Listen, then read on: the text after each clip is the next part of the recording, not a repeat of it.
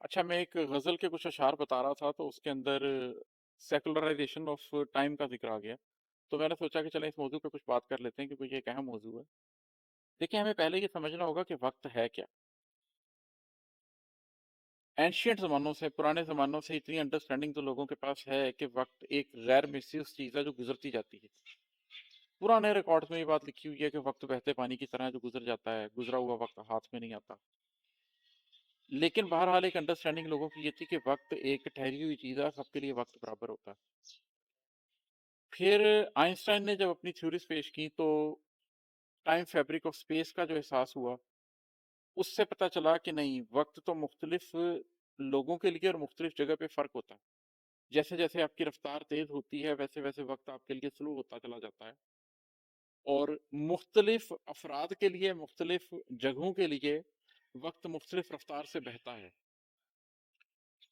جب ہم قرآن کو دیکھتے ہیں تو ہمیں پتہ چلتا ہے کہ اللہ تعالیٰ بھی بہت سے اوقات کا ذکر کر رہے ہیں۔ مثلاً ایک ایسے دن کا ذکر جو 1000 برس کے برابر ہے، مثلاً ایک ایسے دن کا ذکر جو 50,000 برس کے برابر ہے۔ جیسے قرآن میں یہ آیت ہے کہ فرشتے رداد لے کر رب کی طرف چڑھتے ہیں ایک ایسے دن میں جس کی لمبائی ہمارے دن کے حساب سے، جس کا پیمائش ہمارے دن کے حساب سے 50,000 سال کے برابر ہے۔ تو اس سے یہ پتہ چلتا ہے کہ وقت اللہ کے ہاں بھی فرق ہے۔ اب اللہ نے ہمیں جس دنیا میں پیدا کیا وہاں عمومی طور پر وقت ایک ہی رفتار سے گزر رہا ہے، لیکن پھر بھی اللہ نے ہمیں اس وقت کے بارے میں یہ احساس دلایا ہے کہ یہ بدلتا رہتا ہے۔ وہ احساس کیسے دلایا ہے؟ ہمیں جو دن میں 5 دفعہ نماز پڑھنی ہوتی ہے، اس نماز کو سورج کے وقت کے ساتھ، شمس کے ساتھ لگا دیا گیا۔ دن میں 8 پہر ہیں، 2 پہر ہے، 6 پہر ہے، تہجد کا بھی ایک پہر ہے، لیکن وہ پہر اپنی لمبائی میں بڑھتے اور کم ہوتے رہتے ہیں سورج کی وجہ سے۔